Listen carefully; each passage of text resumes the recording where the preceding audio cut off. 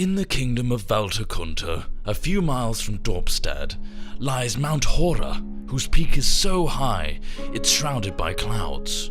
Old tales tell of a small glass tower at the top of the mountain.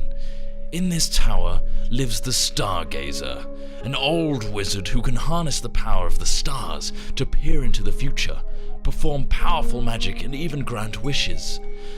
Many have tried to scale the mountain, to seek the Stargazer. However, this is not a simple task. No man has ever reached the top, nor has anyone ever returned from their attempt. But what if there was another way to reach the Tower of Glass?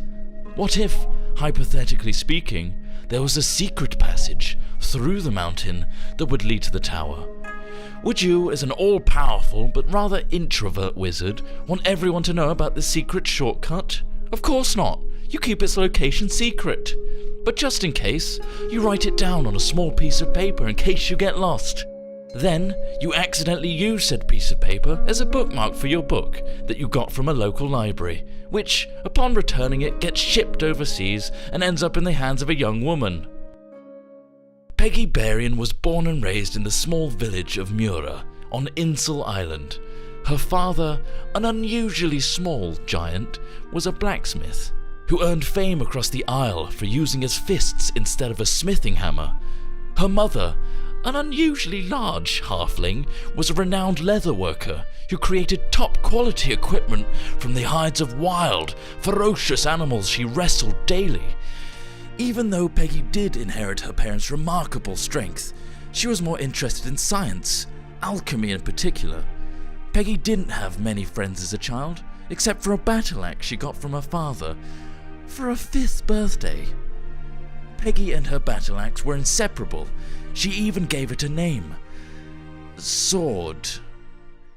8 years ago, on an autumn night, disaster struck the village. It was attacked by a horde of vicious goats.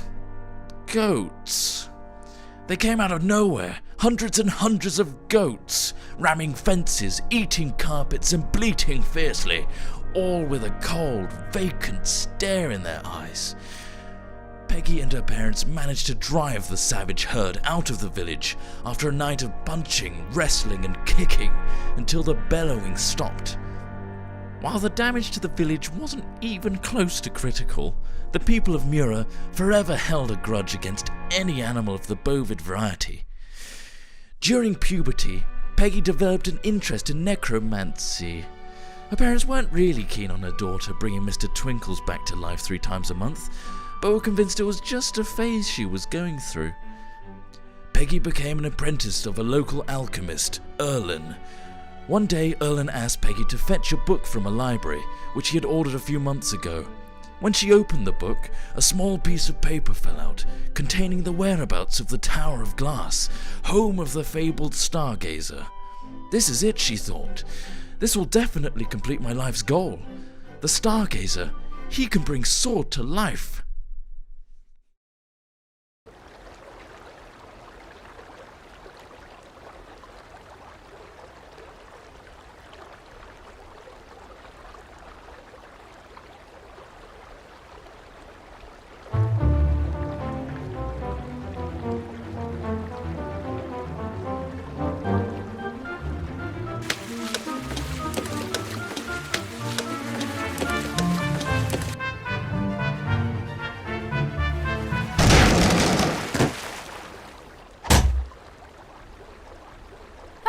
Here we are at last, the town of Dorpstad.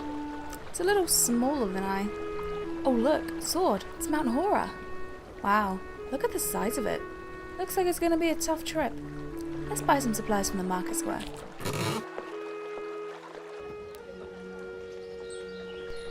Let's see, what do we have here? We have clothing, armor, weapons, tomes and artifacts, alchemy supplies,